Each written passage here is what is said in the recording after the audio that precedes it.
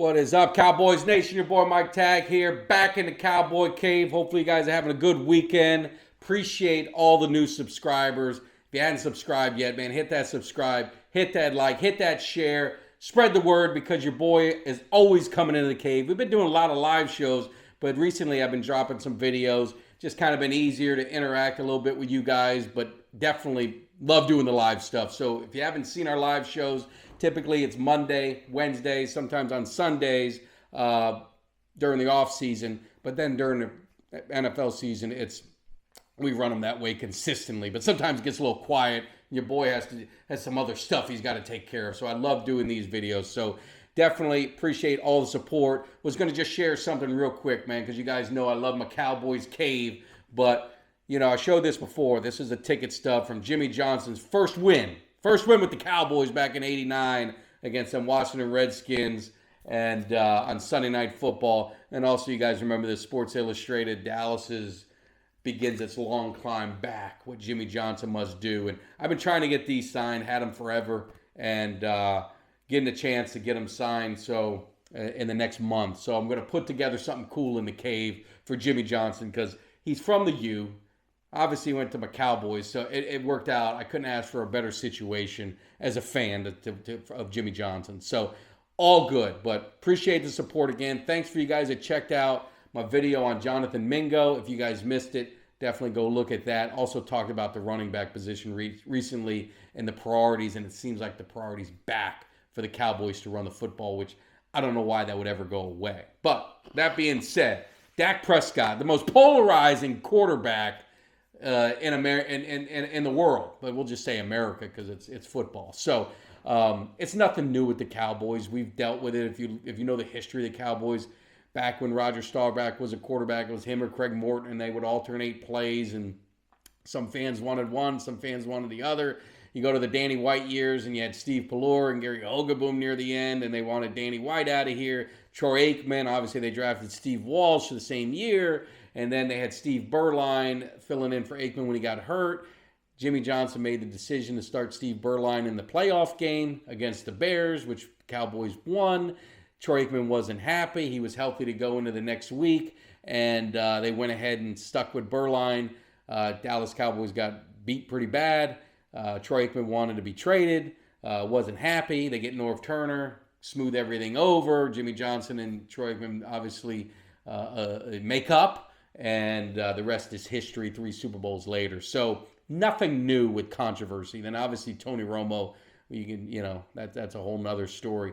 But, obviously social media plays a lot into it. And the explosion of that kind of makes it to where it's one extreme or the other. Either you're either considered a Dak lover or a Dak hater. They don't allow for anyone in between. And I'm in between.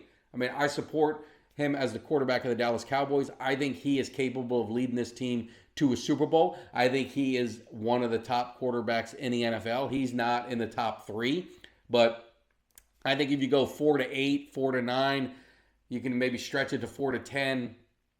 Every quarterback, you can kind of put him in a blender, and it's whatever flavor you like. So I got no issues with Dak Prescott. The only concern I have, obviously, are injuries. He was injured last year.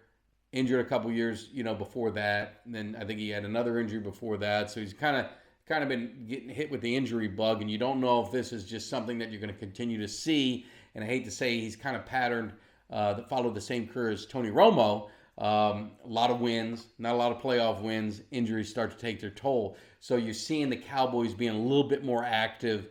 You're hearing rumors of Joe Milton possibly being a trade scenario for the Cowboys from New England. And I know a little bit about him, but my son was a big Milton fan out of college. He thought the Cowboys should have drafted him last year as a guy that they can groom, and they didn't. Went to New England, so he's a guy to keep your eye on. But I think also, if not, the Cowboys are probably going to draft a quarterback in that mid to late part of the draft. I think there's some options there.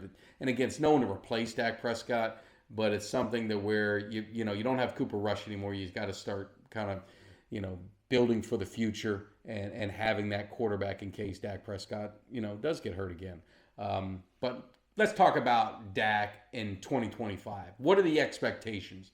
Looking at what they've done in the offseason, they've kind of shored up some areas on the defense. Obviously, they got Eberflus. They got Shoddy's a new man in charge. You get a new offensive coordinator, even though it's running under Shoddy's system. But you got an offensive line, minded OC. You get a couple running backs in free agency. Odds are they're going to draft a running back early in this draft. The running back class is too good not to get one. So everything is setting up well for Dak Prescott as far as what he does best. What he does best, play action pass. What he does best is not being asked to throw the ball 50 times a game. That doesn't work to the benefit of almost any quarterback in the NFL. I mean, best scenario for the quarterbacks is always a strong run game, throwing the ball 25 to 30 times a game. That's typically the formula for winning in the NFL. You saw it a lot last year. You're seeing the importance and the priority of running the football coming back. So that is best case and best news that you can hear if you're a Dallas Cowboys fan, because I think play action pass is where Dak Prescott excels. I think working the tight ends over the middle excels. CeeDee Lamb is going to be his guy, but what they need is someone opposite. And I did a video on Jonathan Mingo. Go check it out again if you didn't see it. He's, to me, the X factor of the offense. And I don't mean it's going to live or die by him, but if Jonathan Mingo, who people forget was a high second round pick 2 years ago, was I think the 5th receiver taken in the draft, he's got a skill set. If he now has an offseason with Dak Prescott, with the offense, he kind of got thrown to the wolves and really wasn't done any favors last season with the trade midseason. Now you've got a legit option. Then you draft one. At the draft, let's say you go Golden, because if you believe in Mingo, you go get Golden with some speed. Now you got some weapons, and obviously don't forget about Tolbert. There's definitely a spot for him. Now you got some weapons on this football field. Cavante Turpin. We got playmakers, and playmakers. You can never have enough playmakers, like my man Michael Irvin said. And the Cowboys have been lacking playmakers for about 3 years. Consistent. It's been CeeDee Lamb and everyone else. So that'll help Dak Prescott. Where I think Dak Prescott needs to take that next jump, to me, is it's really, and I'm not in the locker room, so I'm just speculating. It's just that leadership, owning the football field, owning the locker room, owning the team, and verbally and by performance and everything else that goes into it. Because you look back at some of those playoff games, and I remember him and CeeDee Lamb not starting out well in Green Bay, and he's like not doing anything about it. It's like, get over to CeeDee Lamb and say, hey man, we're going to get this thing done. Next pass, even if it's a wide receiver screen or just an easy quick pass, to get in rhythm, to get going. I didn't see that. I haven't seen that consistency from him on the leadership side. Now, I think Micah Parsons, you've seen this offseason, you see everything that's going on. I think he's elevated his leadership and has matured, and I think he's going to be one of the true leaders of this team.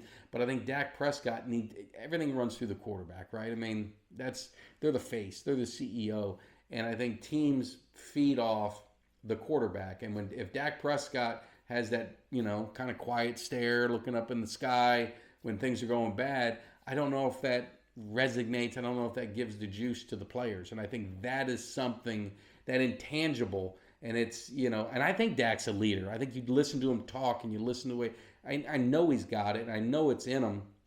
I just personally haven't seen it on the football field. I could be wrong. I mean, you guys correct me if I'm wrong.